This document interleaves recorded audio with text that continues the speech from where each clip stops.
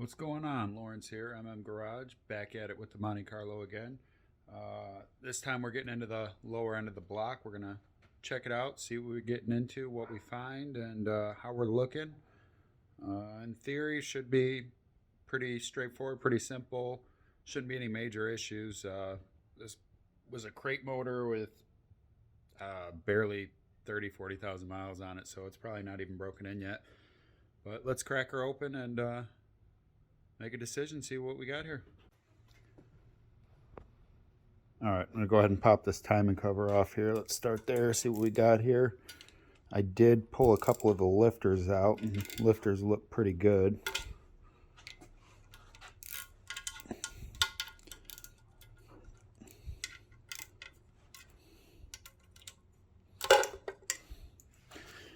Oh.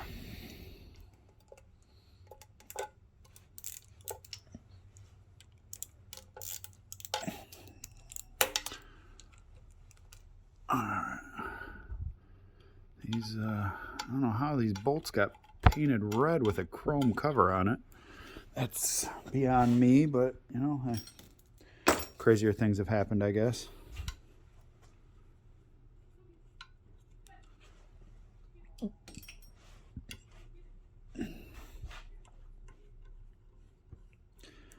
I wouldn't, well, I don't want to worry too much, and I'm sure I probably don't even need to do this, but we're this far, might as well take it apart. And then plus when you see things like that,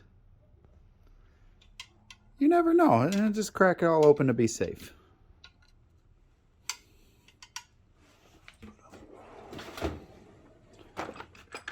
Life a little easier here.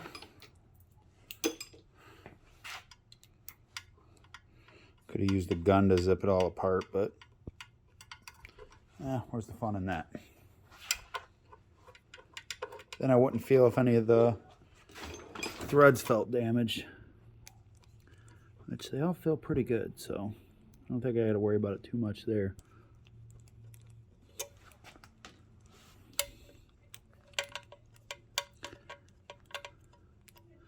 All right, I'm just going to finish taking this cover off. Be back in a second. All right, so we're back after some technical difficulties here. I had forgotten that I needed to shorten the bolts on the back of my stand, and in the midst of focusing on all of that, checking clearances as I was turning it over, I also forgot to take into account the fact that there's still a little bit of oil in this motor. So yeah, and I hadn't changed back into my work clothes, still into my gym clothes, so had to go get those pants soaking. Another fun fact, funny little thing that happened here. So that super long bolt that was in here, for God knows what reason, look what I found right here. The oil pan bolt, the oil drain plug. So that was interesting. Probably going to go ahead and replace this pan. I'll probably keep this pan around for painting or whatever else I may decide to do with it, but definitely going to get a new pan on here.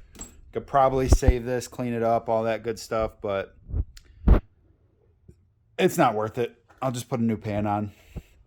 Brand new for $60. Probably find it on Marketplace somewhere for less. So, all right, I'm going to get back to taking this pan off and this timing cover, and we'll be back in a minute. All right, so oil pan, timing cover are off. Definitely found a little bit of sludge. Here, let me show you.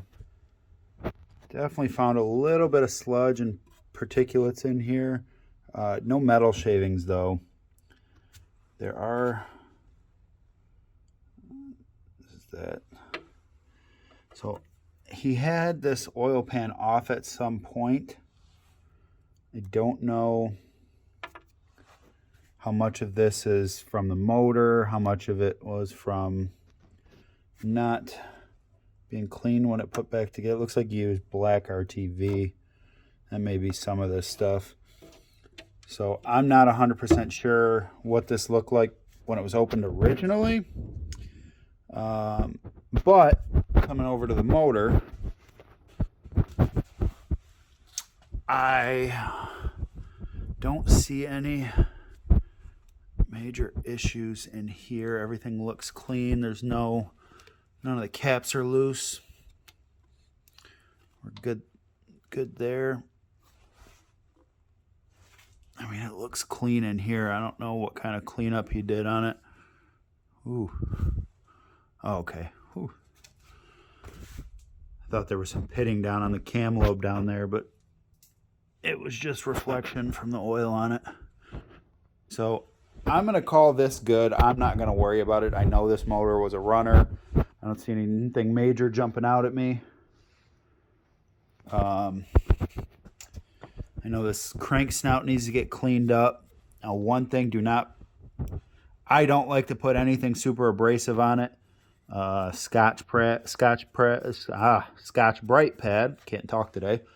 Scotch Brite pad or something non-aggressive with either brake cleaner or a little WD-40. Just polish that right up. I'm not going to worry about that too much. One thing I did see here, let me show you this. So I did have a couple lifters stuck when I flipped it over, but it looks like they worked themselves out. This one's not. This one I need to get out and check.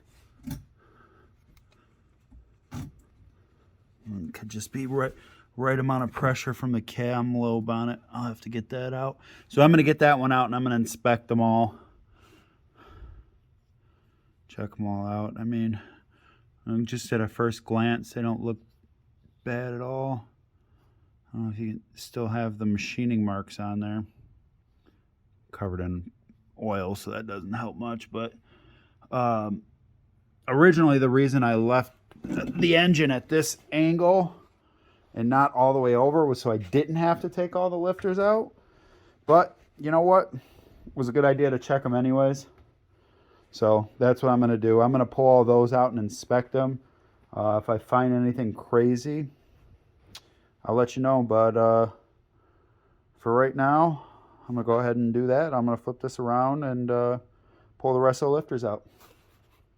All right, we'll see you in a minute. All right, so I've just gotten all the lifters out, checked them all out, inspected them. They all look good, so we're going to go ahead and send them. I want to do one last look over the block, go over the next couple of things I'll probably do before the next video, and go from there. So I don't know if it's right, don't know if it's wrong. If you don't have anything good to get a lifter out, $1.97 Harbor Freight 4-pack. If the lifter's not stuck, boom, just like that. Lifter's stuck, then you got a whole nother problem to worry about. But for just removing a lifter without damaging it, works great. Next thing I'll probably do before the next video is clean up this crank snout so that I could turn everything over, see what it... I haven't actually turned this over. The balancer was off when I got it, pulled it out of the car. I have the balancer, it's sitting on the shelf. So that'll be the next thing I do is turn this over, inspect the walls. Got a little bit of surface here. And I mean, not much cross hatching. Maybe. Let me get a light on that. Let's see here. Yeah, it's definitely filthy in here. Definitely still see some crosshatch actually. It doesn't look bad at all. I may run a hone through this one cylinder just to clean it up, and you know, I'll probably run a hone through whatever needs to be ran and clean it up. Yeah, this one's pretty dirty. Next step's just going to be clean up. Everything I got to do is clean up, get it all prepped for assembly, get this thing as clean as we can before we put it back together. So that's going to about wrap that up. Thanks for watching. We'll see you next time.